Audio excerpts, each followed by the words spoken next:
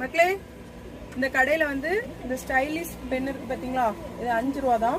மற்ற மாதிரி கடையில எல்லாம் 7 ரூபாயாம்.